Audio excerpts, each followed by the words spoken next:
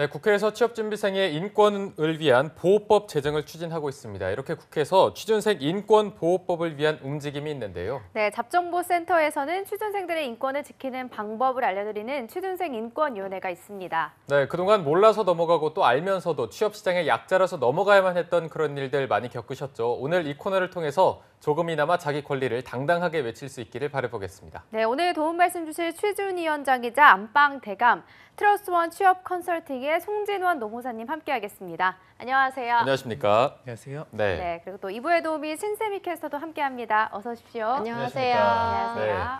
네. 진원 쌤, 네. 저희가 오프닝에서 그 스카이캐슬이라는 드라마에 대해서 좀 얘기를 나눠봤는데 혹시 그 드라마 보신 적 있나요? 네, 그 뭐 얘기는 너무 많이 듣고 있습니다. 네. 거기서 이제 뭐 입시 코디네이터 이런 게 있는데 최근에 또 구직자들이 취업 코디네이터한테 굉장히 또 네. 컨설팅을 받고 싶다 이런 네. 얘기가 있어서 거기에 대해서 좀 어떻게 생각하시나요? 네, 그래서 지금 아마 뭐 입시도 그렇고 취업도 그렇고 경쟁률이 심화되다 보니까 아무래도 뭔가를 좀 더 준비하기 위해선 필요한 것 같고 사실 저도 그런 역할을 하고 있는 입장에서 봤을 때는 네. 분명 저희 이제 방송에서 왜 떨어졌나 같은 거 하면 다 떨어져서 왔던 학생들인데 금방 붙잖아요. 근데 그런 거 보면 분명히 도와줄 것들이 있고 디테일한 요소들이 있단 말이죠. 그래서 이게 아무리 보면은 이제 비용적인 측면에서 조금 무리가 있을 수 있겠으나 뭐 전문가 입장에서 봤을 때는 도울 부분이 충분히 있고 어떻게 보면 취업이라는 중요한 시점이 뭐 입시 못지않게 중요하다고 지금 보여지는데 그런 측면에서는 아무래도 수요가 좀 있지 않나라는 생각이 들긴 하네요. 네. 네, 그리고 또 근데 뭐 신세미 캐스터도 스카이캐슬 굉장히 열혈 시청자라고 네, 들었는데 맞습니다. 거길 보면 정말 수단과 방법을 가리지 않잖아요. 네, 네. 신세미 캐스터 이런 취업 코디네이터 이런 걸 어떻게 보시나요? 근데 저는 마냥 나쁘지만은 않은 것 같은데 왜냐하면 그만큼 절박하기 때문에 도움이 필요한 거고 그 지불할 능력이 있으면 지불하는 게 뭐 그렇게 나쁜 건 아니라고 생각하는데 좀 거기 나오는 선생님이 너무 뭐 사례 이런 것까지 하시니까 좀 극단적이어서 그거 외에 좀 어느 정도 도움 받는 거는 괜찮다고 생각을 하고 있습니다. 그렇죠. 은근슬쩍 스포를 또 이렇게 아니 해주신 그게 건가요? 아니고 아니죠? 네 아닙니다. 아, 아닙니다. 그래도 이게 네. 현실에서는 굉장히 고액의 취업 코디네이터 비용이 있지만 저희는 항상 무료로 무료로. 여러분들한테 양질의 정보를 제공해 드리도록 하겠습니다. 네, 그럼 진원 씨 오늘 주제 바로 소개해 주시죠. 네, 오늘 주제는 2019년 최저임금에 관한 뉴스를 전해드리도록 하겠습니다. 네. 그 대선 후보자들이 너도 나도 지금 최저임금을 2020년 또는 2022년까지 1만 원까지 인상하자는 공약을 했었는데요. 네. 지금 막상 인상을 하고 나니 그 반대 여파가 무지막지하게 심하게 되는 상황입니다. 이 최저임금이란 것은 결국 여러분들의 취업 자리, 취업에 대한 양질의 일자리에 관여가 되는 것이기 때문에 오늘 그에 대해서 심각하게 다뤄보고 어떠한 방면에서 취업준비생들이 도움이 좀 받을 수 있는지에 대해서 알아보도록 하겠습니다. 네. 네, 이 최저임금이 굉장히 올해 뜨거운 감자이기 때문에 계속해서 이슈가 되는 것 같습니다. 한번 저희가 자세히 짚어보도록 하겠습니다. 신세미 캐스터가 먼저 오늘의 안건을 소개해 주시죠. 네, 최저임금이 8,350원으로 역대 최고치로 오르면서 인건비로 인한 각 업계의 직원 감축이 줄을 이어가고 있습니다. 심지어 한 설문조사에서는 자영업자 2명 중 1명은 올해 최저임금 인상으로 인해서 기존 직원 감원이나 신규 채용을 감축할 것이라는 계획의 발표가 됐는데요. 또한 최저임금으로 인해서 패스트푸드점이나 카페 등 24시간 영업 매장을 감소시키거나 무인 결제기, 편의점의 셀프 결제 앱까지 등장하는 등 일자리 감소 현상이 계속되고 있습니다. 문제는 이뿐만이 아니고요. 직원 감축과 또 영업시간을 단축하는 것 외에도 최저임금 상승을 대응하기 위해서 프랜차이즈 업계들이 가격 인상을 줄줄이 하고 있는데요. 보시는 것과 같이 생활요금과 교통수단이 줄줄이 인상되면서 취준생들뿐만 아니고 국민들의 지갑에도 타격이 일고 있습니다. 취준생들은 안 그래도 취업 준비에 드는 비용이 큰데 또 주변의 물가는 점점 오르고 아르바이트 등의 일자리가 점점 줄면서 취준생들이 설 자리가 갈수록 없어지고 있는 상황입니다. 따라서 오늘 취준생 인권위원회 안건으로는 2019년 최저임금의 인상, 무엇을 얻고 잃는가입니다. 네, 안건 소개 감사드립니다. 신세미 캐스터가 최저임금에 따른 현 상황들을 조금 정리를 해줬는데요. 네. 송쌤, 지난해에 비해서 최저임금이 10.9%라는 어마어마한 상승률을 보였습니다. 이렇게 높은 상승률을 보이면서 책정된 이유가 있을 것 같아요. 네, 그래서 제가 이제 조사한 바에 의하면 이게 이론적인 근거도 있고 어떻게 보면 여론적인 근거도 있는데요. 사실 이제 조금 조사하면서 안타까웠던 것은 사실 되게 디테일한 준비를 했었어야 되는데 그렇지 않고 여론적인 이제 공감력을 바탕으로 이게 시행이 돼서 지금 안타깝게 반대 여파가 좀 크지 않나 생각이 좀 들었습니다. 네. 예를 들어서 지금 2017년에 대선이 있었을 당시에 저희가 그 최저임금을 2020년까지 10,000원으로 인상해야 된다는 여론조사에 의해서 그때 무려 85%의 국민분들이 이제 찬성한다는 표시를 했었어요. 해야 된다라는 네. 표시를 했단 말이죠. 물론 그거 외에도 이론적인 근거로는 실제 우리나라가 지금 정규직 근로자하고 비정규직 근로자 그리고 정말 정규직 중에서 어느 정도 대기업 이상 다니는 분들과 지금 최저임금 근로자끼리의 현재 경쟁에 봤을 때는 되게 그 비중이 크단 말이죠. 그래서 그거를 좀 올릴 필요가 있었다고 생각이 들고 또 이제 정규직 분들이 임금이 한 3.8% 인상된다는 것도 반영이 됐었고 실제로 최저임금 산입 범위가 확대되면 최저임금이 인상됨에 따라서 분명히 효과가 낮아짐에 따라 지는 부분이 있기 때문에 인상 효과를 감소분을 조금 메워준다는 측면에서 10.9%나 인상이 됐었는데 네. 사실은 이런 디테일보다 아까 처음에 말씀드린 여론에서 충분히 이제 공감대가 형성이 됐기 때문에 실제 대선 후보자 5명 전부가 최저임금 1만 원 인상에 대해서 시기의 차이는 있었으나 분명히 다 동의를 했던 것이거든요. 그래서 그 5분을 탓하는 게 아니라 그 5분은 결국 우리 국민들의 니즈를 다 보고 이제 했다는 측면에서 조금 안타깝지 않나 생각이 듭니다. 네. 네.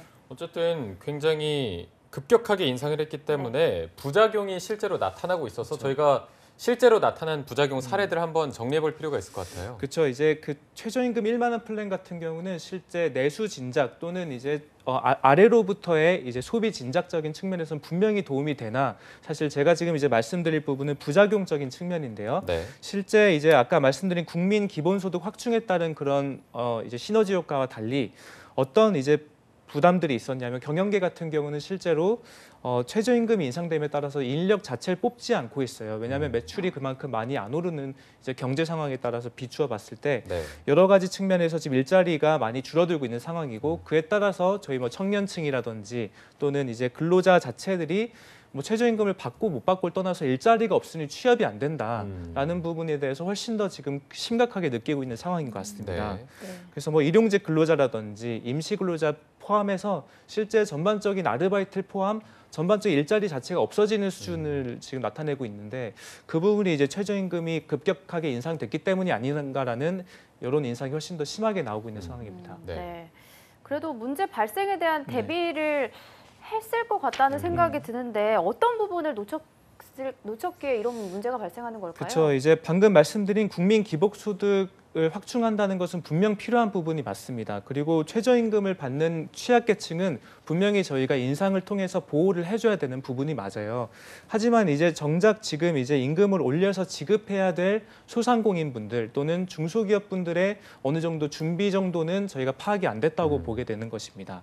실제로 저희가 지금 1년, 2년 사이에 이제 문재인 대통령 정권이 들어와서 대북적인 정책은 어느 정도 효과가 많이 있었죠. 하지만 저희가 지금 많이 못 따라가고 있고 국민의 이제 니즈를 충족 못 시키는 부분은 지금 경제 활성화라는 부분이 있단 말입니다. 그러니까 1년, 2년 사이에 많이 안 좋아졌어요. 반도체 산업군 빼고는 많은 부분들에서 지금 내수 진작이라든지 또는 어쨌든 국민의 전반적인 총소득에 도움이 안 된다는 부분이 있습니다.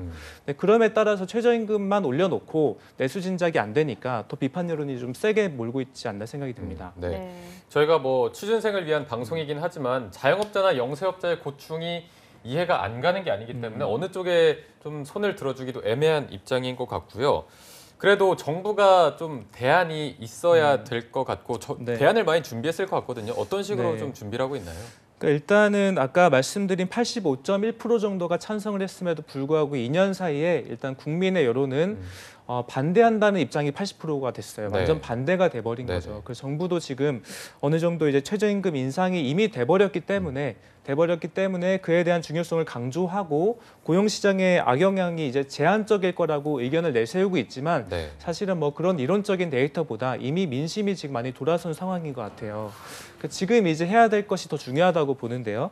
실제 이제 지난 5월에 최저임금 산입 범위가 확대된 부분에 대해서는 지금 뭐 경영계 또는 노동계 둘 다 지금 입장 표명이 되게 극명하게 최저임금에 대해서 반대하고 있는 부분도 있고 실제 뭐 부정적 여론이 확산됨에 따라서 야당 또한 이런 이제 대정부 질문 또는 국정감사 등에서 지금 하고 있는 이제 최저임금 인상 정책을 주도로 하는 소득 주도 정책이 맞냐라는 의구심을 다시 한번 표하고 있는 상황입니다. 네. 네, 그래서 현재 지금 1월 7일에 최저임금위원회의 이제 구간 설정 위원회와 실제 결정위원회 두 가지 방법을 좀 정교하게 채택을 해서 최저임금 결정 구조를 앞으로는 조금 더 정밀하게 보자라는 걸 했지만 네. 실제 그것은 내년 2020년 최저임금에 대한 보완책에 불과하고 현재 상황을 어떻게 하면 좀 개선할 것인가 그거에 대한 정책은 아직까지 좀 없다고 볼 수 있겠습니다. 네. 네.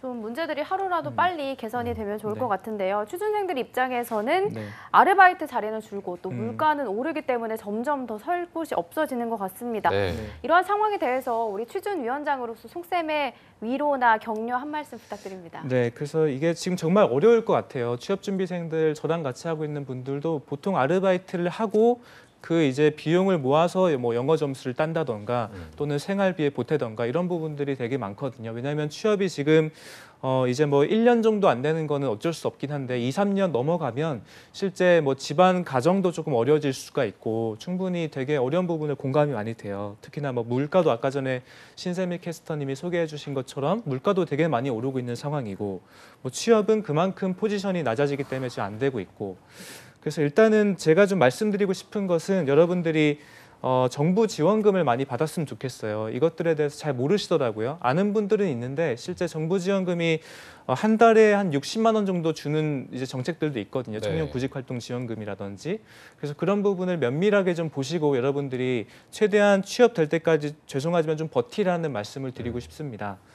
그래서 취업난은 지금 분명히 앞으로 한 5년 내까지는 좀 심각할 수 있으나 앞으로는 없어질 건데 지금 죄송하지만 지금 이 방송을 보고 계신 취업준비생들은 어떻게 보면 교과서에 남을 만한 취업준비 난을 지금 겪고 있는 것이거든요. 그래서 이때는 좀 버티는데 최대한 나를 도울 수 있는 제도들을 확인하신 다음에 그것들을 이용을 하자라고 말씀드리고 싶습니다. 네. 또 진원쌤이 항상 취준생분들과 함께하고 있기 때문에 더 공감이 가는 위로의 말씀해 주셨고요. 마지막으로 오늘 안건에 대해서 촌철살인 짧고 굵게 부탁드리겠습니다. 네, 그래서 제가 아까 말씀드렸다시피 2020년에 어떻게 할 거냐 중요합니다. 왜냐하면 2020년에 대한 결정이 올해 8월까지 완료가 돼버려요. 8월까지 내년 최저임금이 인상된단 말이죠. 그럼 지금 사실 남은 시간이 반년조차 없는 상황입니다. 네. 그래서 2020년에 어떻게 세부적으로 결정할 건지도 중요한데 저는 디테일한 데이터를 좀 보고서 정부들이 결정했으면 좋겠다는 생각도 들어요. 실제 지금 취업난에 악영향이 없다고 얘기하지 못하거든요. 분명히 이런